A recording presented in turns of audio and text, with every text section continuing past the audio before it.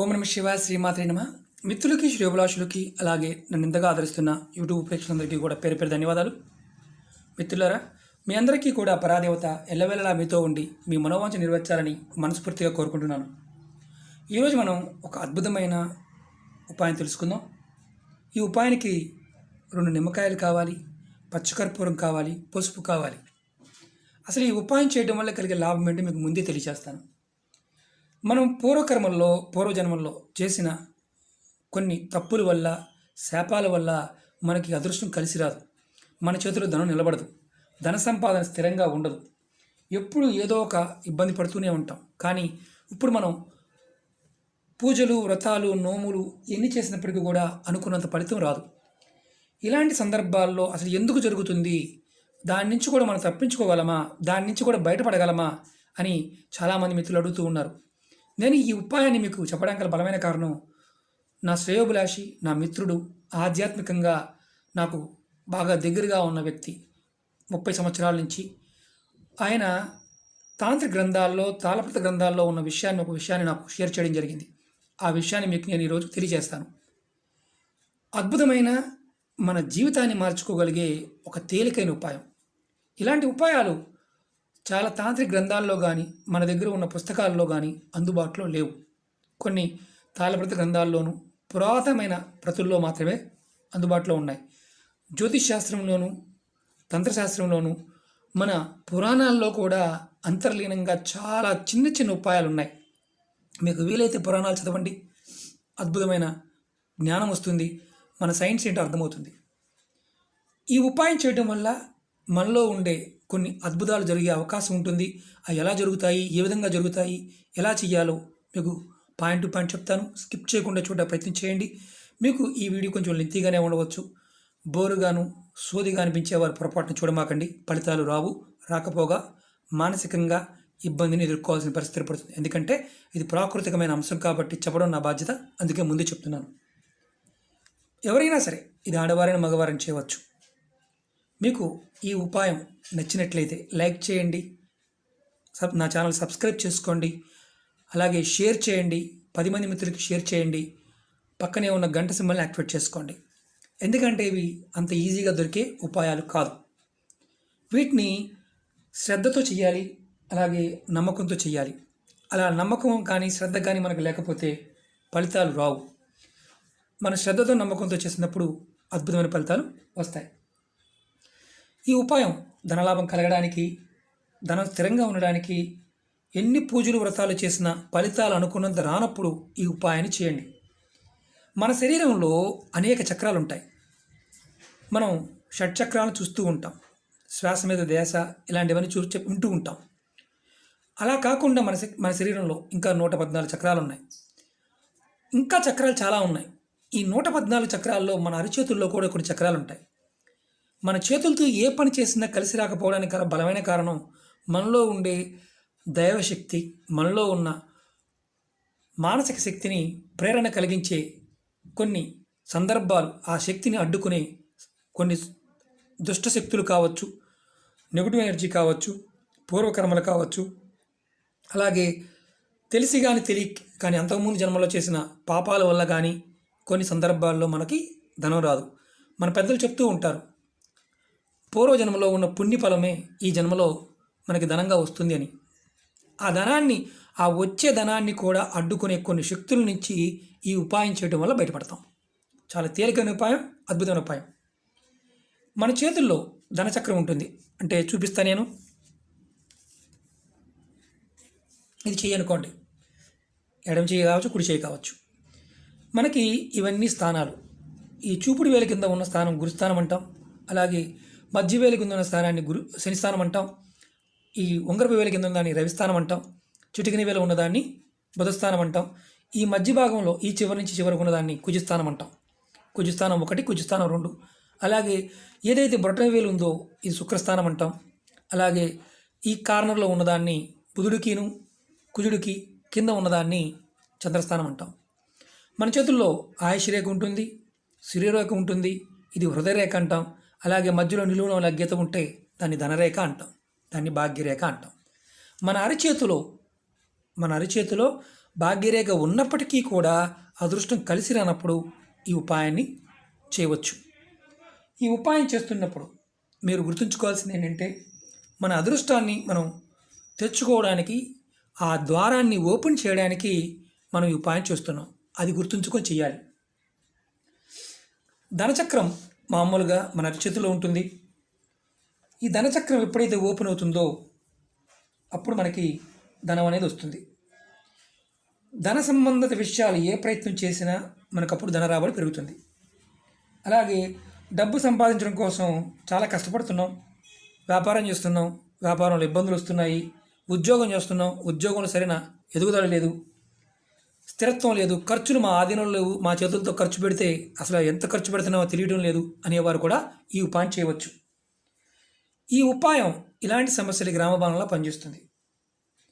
మన అరిచేతిలో ఈ శుక్రస్థానము, అలాగే బుధస్థానము, గురుస్థానం ఇవి బలంగా ఉన్నప్పుడు ఈ మూడు స్థానాల మధ్యలో మనకి ధనచక్రం ఉంటుంది.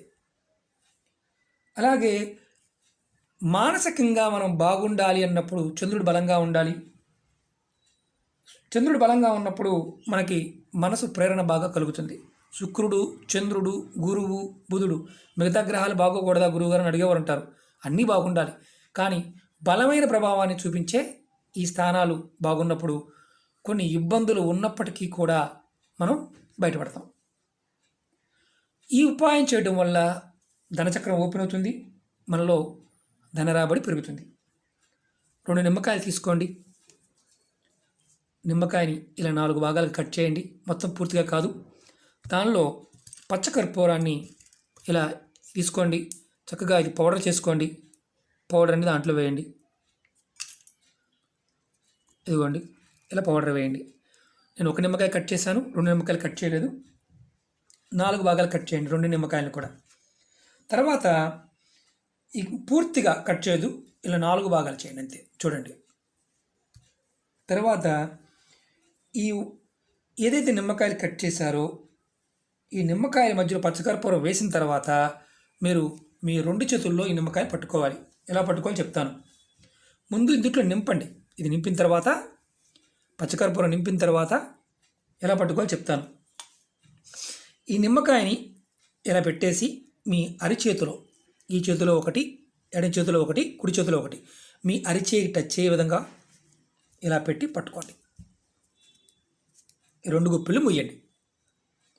ఇది ఎప్పుడు చేయాలి అంటే ప్రతి అమావాస్యకి, ప్రతి పౌర్ణమికి ఈ ఉపాయాన్ని చేయాలి. అంటే 15 రోజులకు ఒకసారి ఉపాయం చేయాలి. ఆడవారైనా మగవారైనా ఇందుట్లో ఎటువంటి ఆహార నియమావళి లేవు.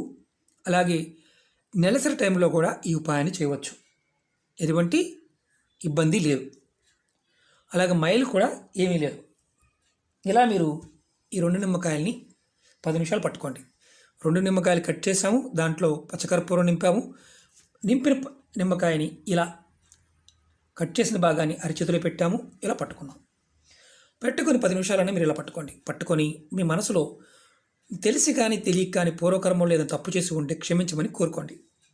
ఇలా మీరు చేస్తూ ఉంటే మీ అరిచేతిలో ఉన్న ధనచక్రాలు ఓపెన్ అవుతాయి. మీకు నిమ్మకాయకున్న శక్తి మనం దేనికి వాడుతుంటాం? తంత్రమంత్రాలకు వాడుతూ ఉంటాం, అమ్మవారికి వాడుతూ ఉంటాం, రాహుకాల దీపం వెలిగిస్తూ ఉంటాం. మన చేతిలో ఉన్న శక్తిని, ఏదైతే నకారాత్మక శక్తి ఉందో, నెగటివ్ ఫోర్స్ ఉందో, దాన్ని నిమ్మకాయ లాక్కుంటుంది. పచ్చకర్పూరం మనం దేనికి వాడుతూ ఉంటాం? పూజలకు వాడుతూ ఉంటాం, ఆహార పదార్థాలకు వాడుతూ ఉంటాం, ఆరోగ్యం కోసం వాడుతూ ఉంటాం, అమ్మవారి పూజకు వాడుతూ ఉంటాం. సాక్షాత్తు శక్తి శుక్రబలము, అలాగే అమ్మవారి బలము మన చేతుల్లో ఉన్న ఎన్నో జన్మల నుంచి ఓపిని కానీ, అంటే ఎన్నో జన్మల నుంచి మన అదృష్టం మనకు కలిసి రావట్లేదు అనుకోండి, అంటే మీరు ఇది చేయటం వల్ల కలిగే లాభం చెప్తున్నాను. మీలో ఇలా పట్టుకోవడం వల్ల ఒక పాజిటివ్ శక్తి వస్తుంది. మీలో ఉన్న నెగటివ్ని ఈ నిమ్మకాయ లాక్కుంటుంది. మీకు ఈ పట్టుకోగా తెలుస్తుంది, మీకు ఏదో మీలో ప్రవేశిస్తుంది అన్న భావం కూడా మీకు తెలుస్తుంది. మీకు ఏదైతే మనం మూసుకుని ఉన్న అరిచేతుల్లో మూసుకుని ఉన్న ధనచక్రాలు ఓపెన్ అవుతాయి. మీకు తెలియకుండానే మీలో అద్భుతాలు జరుగుతాయి. మీకు ఈ విధంగా చేయటం వల్ల కొన్ని సంవత్సరాలు, కొన్ని వందల సంవత్సరాల నుంచి మూసుకుపోయి ఉన్న ధన చక్రాలు కూడా ఓపెన్ అవుతాయి. ఈ ఓపెన్ అవ్వడం వల్ల మీకు ధనం అనేది వస్తుంది. చేసే పనుల్లో మీకు అద్భుతంగా మీరు ముందుకు వెళ్ళగలుగుతారు. మీరు ఎప్పుడైతే ఈ చక్రాలు ఓపెన్ అవుతాయో మీకు వాక్కు కూడా పెరుగుతుంది. మీలో ఉండే ఆత్మశక్తి బాగా ఉత్తేజం పొందుతుంది. ఇది చేసిన తర్వాత మీకు మార్పును మీరు చూడగలుగుతారు. ఈ ఉపాయాన్ని అమావాస్య, పౌర్ణమి చేయాలి. సమయం కూడా ఉదయం 6 నుంచి మధ్యాహ్నం 12 లోపు మాత్రమే చేయాలి. ఆ తర్వాత చేసిన ఎటువంటి ఫలితం రాదు. ఇలా 15 రోజులకు ఒకసారి, 15 రోజులకు ఒకసారి ఇలా 6 నెలలు చేయాలి. అంటే అమావాస్యకి పౌర్ణమి 6 అమావాస్యలు, 6 పౌర్ణమి చేయాలి. మధ్యలో గ్యాప్ వచ్చింది గురువు గారు అంటే దానికి మీరు గ్యాప్ రాకుండా చూసుకోండి. ఎందుకంటే ఇది కంటిన్యూ చేయడం వల్ల చాలా బాగుంటుంది. ఇంకా ఎక్కువ రోజులు కూడా చేయవచ్చు, ఇబ్బంది ఏం లేదు. తర్వాత మీరు ప్రతి అమావాస్యకి, ప్రతి పౌర్ణమి కూడా చేయవచ్చు. కానీ బాగా ఫలితాలు మనం చూడాలనుకున్నప్పుడు ఒక మినిమం 6 నెలలైనా చేయాలి. ఇలా మనం చేయడం వల్ల కలిగే లాభాలు మనం తెలుసుకున్నాం. అదృష్టం కలిసి వస్తే తెలుసుకున్నాం. ఏ శక్తి ఉందో తెలుసుకున్నాం. ఇది మొదలుపెట్టిన తర్వాత మార్పు అనేది మనకు కనిపిస్తూ ఉండాలి. కనిపించలేదనుకోండి, అప్పుడు మనం ఏం చేయాలో కూడా చెప్తాను. మీరు 6 నెలలు చేశారు, ఎటువంటి మార్పు కనిపించలేదు. అప్పుడు మీరు గుర్తుంచుకోండి, మళ్ళీ అమావాస్యకి మళ్ళీ పౌర్ణమి చేసేటప్పుడు మీరు ఇలా పసుపు తీసుకొని మీ చేతుల్ని ఈ పసుపు నీళ్ళలో వేసి చేతులను కొంచెం కడుక్కొని ఆ తుడుచుకున్న తర్వాత ఈ నిమ్మకాయలని మీరు మళ్ళీ చేయండి. ఒకవేళ లేకపోతే పసుపుతో ఎటువంటి పని లేదు. మీరు ఈ అద్భుతమైన ఉపాయం చేస్తున్నప్పుడు మీలో 1000 రెట్లు శక్తి వచ్చినట్టు అనిపిస్తుంది. మీకు బలం పెరుగుతుంది, ధన రాబడి వస్తుంది, ధనం కూడా మీరు చూడగలుగుతారు. రెండోది, ఈ నిమ్మకాయ పని అయిపోయింది, చేసాము, ఏం చేయాలి? ఈ నిమ్మకాయని తీసుకువెళ్ళి ఈ చెట్టు మొదల్లో కానీ లేదా పారే నీళ్ళలో వేయాలి. పొరపాటున డస్ట్బిన్లో కానీ లేకపోతే మీరు రోడ్డు మీద కానీ పారేయవద్దు. చేస్తే మీకు ఎటువంటి ఫలితము రాదు. చెట్టు మొదల్లో కానీ పారే నీళ్ళలో వేయాలి. అలాగే డస్ట్బిన్లో కానీ లేకపోతే రోడ్డు మీద కానీ పారేయవద్దు. ఇంకొకటి చాలా ఇంపార్టెంట్ ఏంటంటే, ఈ ఉపాయం చేస్తున్నప్పుడు ఎవరితో మాట్లాడవద్దు. అలాగే ఈ ఉపాయం అయిపోయిన తర్వాత చేతులు కాళ్ళు కడుక్కోండి. వీలైతే స్నానం కూడా చేయండి. మరి ఉద్యోగస్తులు, వ్యాపారస్తులు ఇలాంటి వారికి వీలు కాదు, మేము బయటికి వెళ్తామండి అనేవారు ఎవరైనా సరే, మీరు పొద్దున్నే లేచిన తర్వాత స్నానం చేసిన తర్వాత ఈ ఉపాయం చేసి మీరు బయటికి వెళ్ళండి. ఖచ్చితంగా మీకు అద్భుతమైన ఫలితాలు వస్తాయి. ముందు రోజుల్లో కూడా మీకు హస్త సాముద్రికం గురించి, అంగ సాముద్రికం గురించి, వీటి గురించి కూడా నేను మీకు వీడియోలు చేస్తాను. మీరు నన్ను ఇంతగా ఆదరిస్తున్నందుకు మీ అందరికీ కూడా పేరు పేరున ధన్యవాదాలు తెలియజేసుకుంటున్నాను. నాకు ఇలాంటి విషయాల్లో సహాయం చేస్తున్న మిత్రులు, శ్రేయోభిలాషులు, గురువులు, సిద్ధులు అందరికీ కూడా పేరు పేరున నేను ధన్యవాదాలు తెలియజేస్తున్నాను. ఆ పరాదేవత మీ అందరి పట్ల, మీ అందరిలో ఉండి మిమ్మల్ని ముందుకి మరిన్ని రోజుల్లో మన సమాజానికి మరింత ఉపయోగకరమైన, అధునాతనమైన ఏదైతే ఈ శాస్త్రం ఉందో, అంటే అర్థం కాదు మనకి, చాలా సనాతనమైనది, మనకు అర్థం కానిది మనం కొత్త టెక్నాలజీ అనుకుంటాం. ఇలాంటి అద్భుతమైన శాస్త్రాన్ని మనందరికీ అందిస్తున్న గురువులందరికీ కూడా నేను పాదాభివందనం చేస్తున్నాను. ఎందుకంటే ఇలాంటి విషయాలు అంత తొందరగా మనకు తెలియవు. వారు చెప్పబట్టి, వారు నన్ను ప్రోత్సహించబట్టి నేను ఇవన్నీ మీకు ముందు ఇంకా ఇవ్వడానికి ప్రయత్నం చేస్తాను. మిత్రులారా, మీకు ఈ వీడియో నచ్చినట్లయితే లైక్ చేయండి, నా ఛానల్ సబ్స్క్రైబ్ చేసుకోండి, గంట సింబల్ని యాక్టివేట్ చేసుకోండి, 10 మంది మిత్రులకి షేర్ చేయండి. అలాగే మీ అందరికీ ఒక విషయాన్ని విన్నవిస్తాను. మన సనాతన ధర్మంలో మనం ఏదైతే ఆహారాన్ని వాడుతున్నామో, పదార్థాలు వాడుతున్నామో, వాటి ఉన్న శక్తి సామర్థ్యాలు మన ఋషులు, మన పెద్దలు, మన పూర్వీకులు ఎన్నో అద్భుతమైన విషయాలు చెప్పారు. కానీ మనం మతం అనే రంగు పులుముకొని చాలామంది వీటిని తప్పుగా ప్రొజెక్ట్ చేయడానికి ట్రై చేస్తూ ఉన్నారు. అది అర్థమవుతుంది. ఇది మతం కాదు, ధర్మం. మనందరం కూడా ఒక సనాతనమైన జీవన విధానంలో ఉన్నాం. మీకు చిన్న ఉదాహరణ చెప్తాను, సందర్భం వచ్చింది కాబట్టి.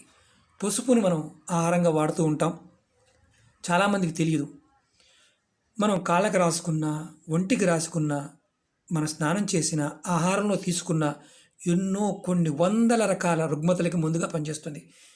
బొట్టు పెట్టుకుంటే కొంతమందికి నామోషిగా ఫీల్ అయ్యే వాళ్ళు ఉన్నారు. చాలామందికి తెలియదు. బొట్టు ఎలా తయారు చేస్తారో, పసుపుతో తయారు చేస్తారు. నిమ్మకాయ రసం పిండుతారు, తినే సోడా వేసి కలర్ రావడానికి దాన్ని ఎర్రగా రావడం చేస్తారు. ఎరుపు ఆకర్షణ శక్తి కలిగినది. ఇదే పదార్థం ఆజ్ఞాచక్రాన్ని ప్రేరేపిస్తుంది. ఎన్నో రకాల బొట్లు ఉన్నాయి, కానీ బొట్టు పెట్టుకోవడం కూడా తప్పుగా భావించేవారు కొంతమంది ఉన్నారు. చాలామంది తెలియని ఏంటంటే మన సనాతన ధర్మంలో ఉన్న అద్భుతమైన మన వంటింట్లో ఉన్న పదార్థాల్లో ఉన్న శక్తిని మన ఋషులు మనకు చెప్పారు. కాలక్రమేణా మనం వాటిని దూరం చేయటం వల్ల మనం మందులుగా కూడా చివరికి ట్యాబ్లెట్లో కూడా పసుపుని వేసుకుని తీసుకునే పరిస్థితిలోకి వచ్చాం. కాబట్టి గుర్తుంచుకోండి, మన ధర్మం చాలా అద్భుతమైంది, చాలా అద్భుతమైన శక్తి కలిగింది. దీన్ని స్వధర్మాన్ని వదిలేసి మనం పరధర్మంలో వెళ్తే మనం లాభం కంటే నష్టాన్ని పొందుతాం. అది గమనించండి. మనం వాడుతున్నది నిజమా కాదా అనేది మన శాస్త్రాల్లో ఉన్నాయి. మీరు పురాణాలు చదవండి. సైన్స్ని మన కథల రూపంలో చాలా అద్భుతంగా చదవడం జరిగింది. ఎన్నో గ్రంథాలు ఉన్నాయి, చదివితే కదా తెలిసేది. చాలామంది నెగిటివ్గా భావించి దీన్ని తప్పుగా అనుకునేవారు చాలామంది ఉన్నారు. పదార్థంలో ఉన్న శక్తి మనలో ఉన్న శక్తి ఏకమైనప్పుడు అద్భుతాలు జరుగుతాయి. సనాతన ధర్మం అలాంటిదే. మన ధర్మం ఎప్పుడూ కూడా పరధర్మాన్ని లేకపోతే వేరే వాళ్ళని ఎప్పుడు చిన్నచూపు చూడదు.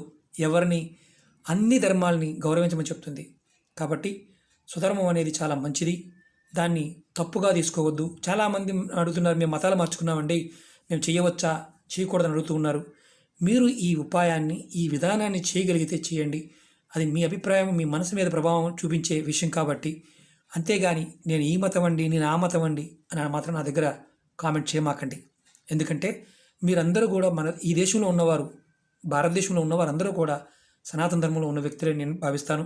నేను మతంగా ఏ మతాన్ని కానీ ఎవరిని కానీ కించపరచడం కానీ ఇలాంటి విషయాన్ని నేను అంగీకరించను. ఎవరు చేసేది వారు చేయాలి. భగవంతుడు అన్నింటిలోనూ ఉన్నాడు. మీరు ఏ రూపంలో కొలిసినా ఏ విధంగా కొలిసినా భగవంతుడు అనేవాడు పలుకుతాడు.